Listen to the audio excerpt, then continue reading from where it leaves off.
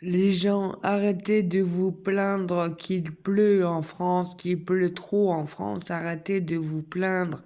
Allez regarder les reportages sur l'eau en Inde, en Iran, en Éthiopie, au Soudan. Regardez les reportages en Afrique, en Inde. Regardez les reportages et je pense que vous vous plaignerez mieux.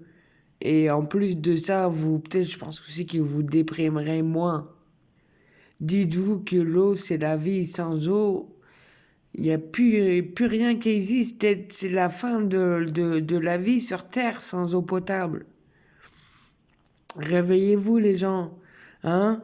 Quand quelqu'un, une jeune là, qui fait un live sur Internet et qui faisait sa vaisselle et qui laissait couler l'eau, en faisant la vaisselle et même en faisant autre chose à laisser le robinet ouvert.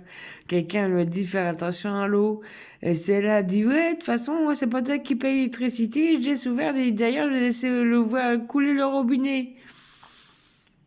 Mais elle a pas conscience, cette jeune, elle a pas conscience du tout, de l'importance, et le manque d'eau qu'on a, partout sur Terre.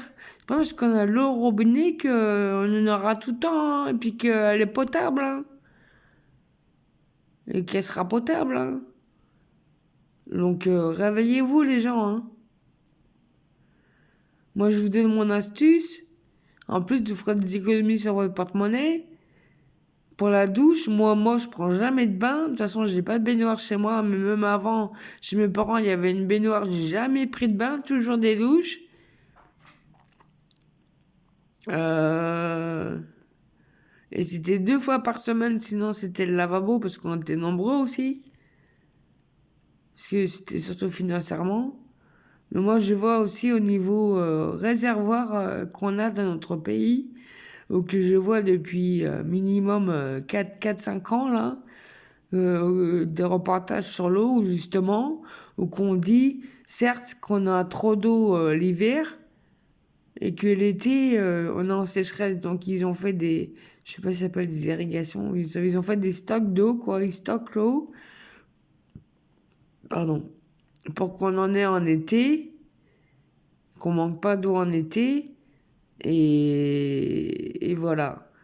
Mais certes, c'est une solution, mais ça n'arrange pas tout. On est toujours en manque. Faut savoir que la France vit à crédit sur ses ressources naturelles. Ça fait combien d'années, je sais plus combien d'années que ça fait que la France vit à crédit sur ses ressources naturelles. Donc réveillez-vous les gens.